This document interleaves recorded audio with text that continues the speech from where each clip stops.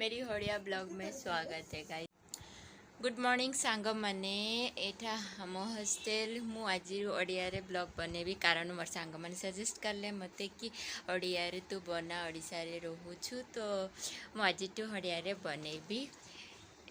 Hostel तो देख के ही सरी मु आगरू हिंदी रे कहूतिली सो मु आज टू ओडिया रे कहवा पे ट्राई करबी। मोर मोबाइल रे सुबह भी जाएनि किछि भी मु कहिले सो एटा मो सांगर मागिकी करूछि।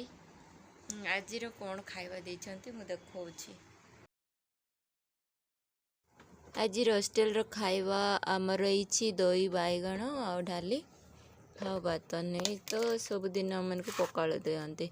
मत आज बेसी भोक लगुछि तो आगे खाईदेवी। तो आज सकाल क्लास नहीं तो मु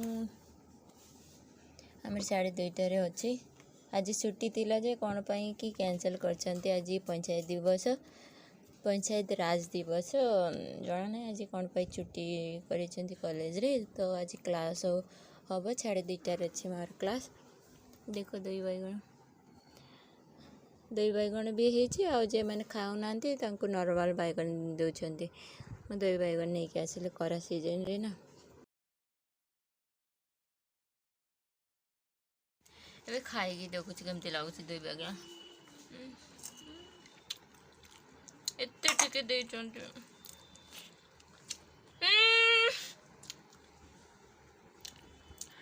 एबे तू कौन नहीं आइलु दही बैगण जे पूरा मिठा बनेचंती मिठा दही बड़ा